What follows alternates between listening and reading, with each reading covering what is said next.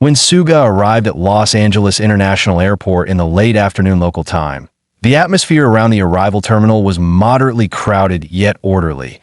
as is often the case whenever a major South Korean artist visits the United States for work or rest. And although Suga's arrival was not officially announced by his agency, a number of fans who had caught wind of his movements through social media posts managed to gather at the terminal exit, hoping to catch a glimpse of the musician known for his reserved personality and strong work ethic. And sure enough, Suga emerged from the immigration area wearing a black face mask, a neutral-colored cap, and loose, comfortable travel attire, without stopping or turning to the cameras, walking slowly toward a vehicle that was already waiting for him at the pickup zone. But what stood out wasn't Suga himself this time. Rather, it was someone walking a few steps behind him, appearing unremarkable, yet drawing attention due to his starkly different appearance compared to the typical entourage of a Korean celebrity. The man was dressed in casual American-style clothes, carrying a backpack and holding a mirrorless camera, initially assumed by several photographers to be either part of the technical staff or just an ordinary traveler who happened to be in the same path. But it quickly became apparent that this man was subtly drawing the gaze of the media as several members of Suga's team glanced at him with expressions that suggested familiarity or quiet acknowledgement. And as the group left the airport, the man continued to walk close behind the artist's entourage, prompting some journalists to begin pointing their lenses not only at Suga, but also at this unknown figure who seemed entirely unfazed by the camera flashes. This sparked curiosity among entertainment watchers who began to realize that the man had also appeared in previous international moments involving Suga, such as in New York and Paris, though his presence then was more discreet and less noted, making his recurrence now more significant as it indicated a pattern worth noticing. Meanwhile, Suga proceeded directly to the hotel where he would be staying during his LA visit,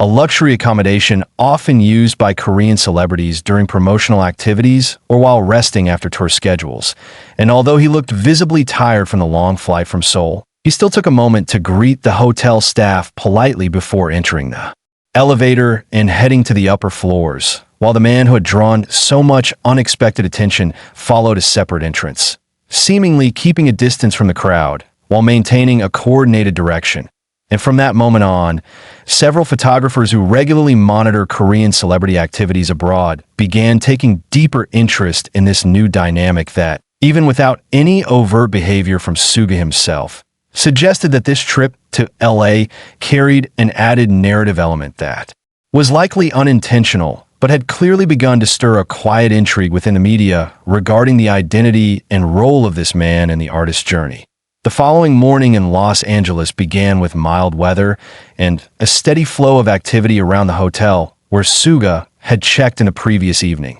And although there was no official schedule released to the media, several entertainment outlets had stationed photographers and freelance spotters near the premises anticipating possible movements or public appearances. And true to the understated rhythm often seen in Suga's offstage routines, he exited the hotel through a side entrance just before noon, dressed in similarly relaxed clothing as the day before, accompanied by two familiar staff members, and boarded a black SUV that had been idling nearby, prompting a small stir among those waiting across the street who immediately took note of the vehicle's departure and attempted to follow from a distance. Meanwhile, the man who had attracted attention at the airport was once again observed leaving the same hotel shortly afterward, not in direct proximity to Suga, but walking in the same direction on foot, while appearing to stay connected to the entourage without interacting publicly. His presence now undeniably more than coincidence in the eyes of the observers who had begun to compare photographs from recent trips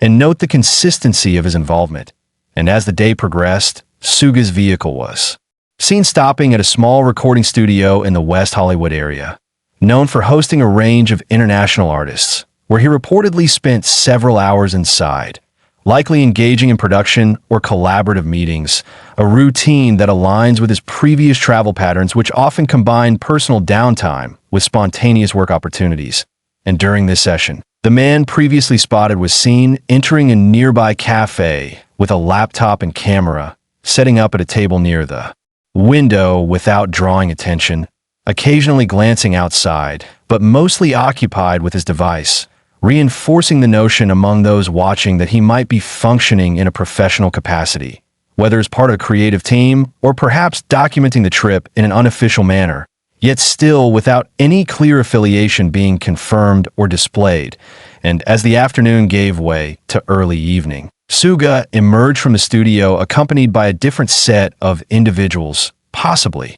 local collaborators or friends, and returned to the hotel, followed again at a distance by the same man who took a separate route, but arrived back at the premises within minutes, maintaining the same quiet rhythm of presence that had now become a pattern. And by this point, online forums and gossip sites have begun circulating photos and side-by-side comparisons of the man's previous appearances alongside Suga in other cities, fueling speculation not so much about scandal or controversy, but about the shifting nature of modern celebrity travel teams where roles are less visible but increasingly integral. And while Suga remained silent and visibly focused on his routines, the understated choreography of his movements and the subtle presence of someone who clearly operated within his orbit added a new layer of interest to what otherwise might have been a routine overseas visit, suggesting not drama or distraction, but rather the quiet evolution of how public figures move,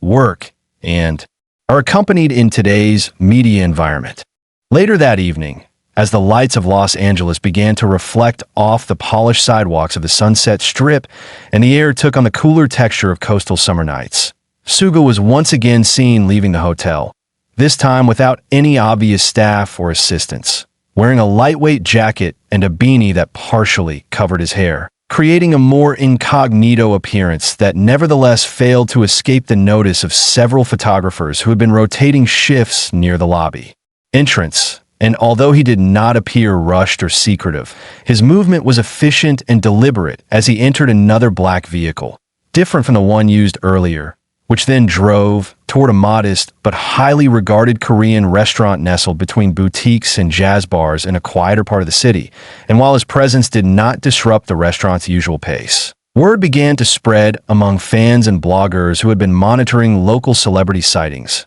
resulting in a handful of curious onlookers gathering discreetly nearby, hoping to catch a glimpse of him as he exited. Yet as the hour passed and no new movement was detected, many began to shift their attention back to their screens, where an unexpected development was quietly gaining traction. Images from earlier in the day had been uploaded by a hobbyist photographer showing the same man previously observed near Suga now entering the rear entrance of a post-production facility in the same neighborhood, just minutes before the artist's restaurant arrival. And although there was no direct evidence linking the two locations or confirming any interaction between them during that time frame, the timing and proximity of their movements further deepened the media's interest in the man's role, whether logistical, creative, or otherwise. And as Suga eventually left the restaurant just after 10 p.m., accompanied by two unfamiliar individuals who were assumed to be acquaintances or local professionals, he appeared relaxed, even pausing momentarily near the sidewalk before entering the waiting car, while a few flashes went off from across the street, though he did not respond or acknowledge them, maintaining the quiet, controlled demeanor that has become characteristic of his public behavior during non-promotional periods. And again, as the vehicle returned to the hotel, the now familiar man was seen re-entering through a different entrance, a detail noted by several independent paparazzi who had begun tracking the sequence of appearances more closely than before, though none attempted to confront or question him,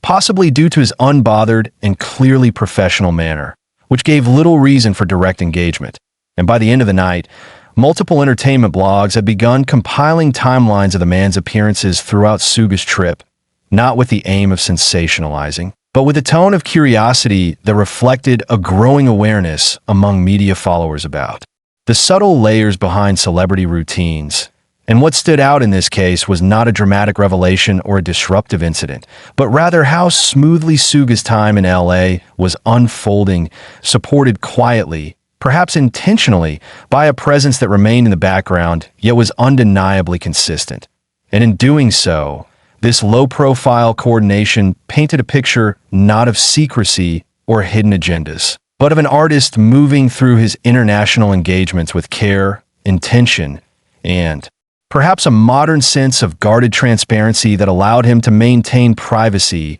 without complete detachment from public view.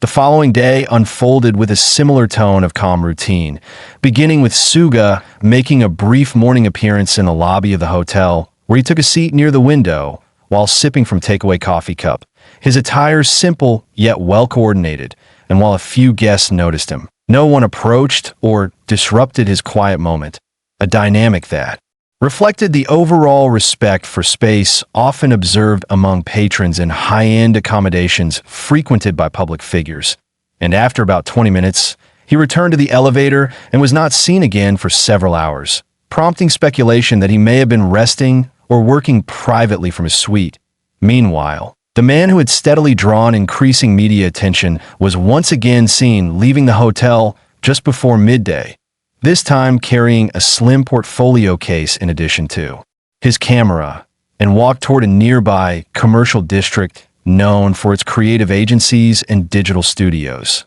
where he entered a building that houses multiple content firms and production offices, an observation that quietly supported ongoing theories among media analysts that his presence on this trip was more work-related than personal, though still unconfirmed through official statements. And while these movements were tracked with minimal intrusion, the rhythm of their consistency became the core subject of several long-form blog entries and entertainment features that chose to reflect on the evolving ecosystem of artist mobility rather than speculate aimlessly. And by mid-afternoon, Suga was photographed leaving the hotel once more, this time accompanied by a female staff member often seen during his previous overseas tours. And they headed to a low-profile music event hosted at a local venue known for inviting industry figures to private showcases, where he was not expected to perform but instead attend as a guest or perhaps observe in a professional capacity. And during his brief time at the venue, he maintained his now familiar pattern of limited interaction and quiet presence,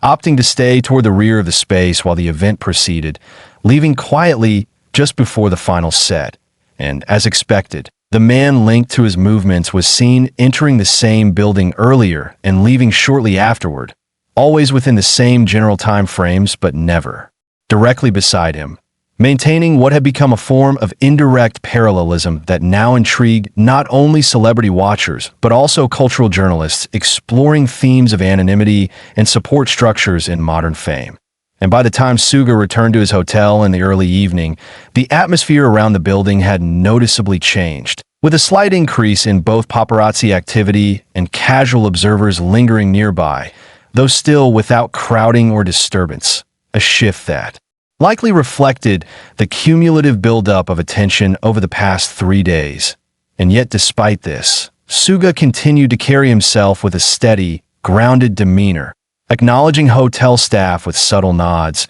but avoiding prolonged exposure to lenses or bystanders. And while some fans speculated on social platforms about the man's possible role, ranging from creative collaborator to digital documentarian, no official remarks were issued from Suga's team, and the narrative remained shaped entirely by external observation, forming a rare case where the sustained focus of media was not driven by scandal or spectacle, but rather by a shared curiosity around how carefully composed a celebrity's movements could be, and how a figure as well known as Suga could still create an atmosphere of quiet observation simply by maintaining a pattern of thoughtful, composed living even under near-constant public monitoring, closing out his third full day in LA with the same elegance and discretion that had defined his presence from the moment he arrived. By the 4th day of his visit to Los Angeles, Suga's presence in the city had become less about public appearances and more about personal rhythm,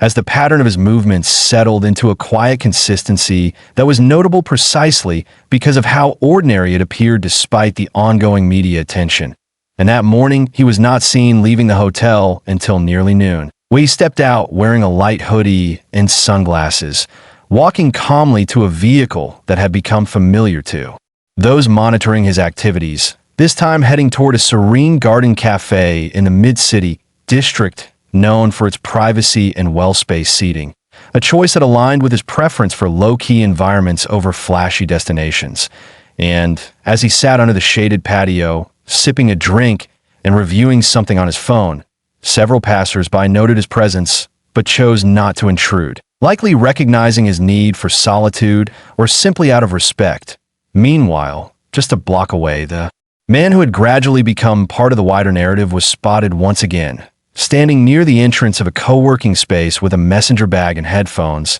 not interacting with Suga directly, but once again present in the same radius, fueling ongoing observations that suggested a deliberate but non-intrusive professional link between them. And throughout the early afternoon, while Suga remained at the cafe for nearly an hour, the man entered the building and was not seen again until just after Suga left, this rhythm continuing a sequence that media trackers now described as synchronized but never overlapping, a dance of proximity that hinted at a support role without ever confirming it outright. And later that day, Suga returned to his hotel only briefly before leaving again, this time in the company of two other individuals not previously seen on the trip, one of whom appeared to be a local creative consultant based on previous public posts and industry affiliations, and their destination was a downtown design studio where, according to sources within the building, Suga spent time viewing materials related to visual content,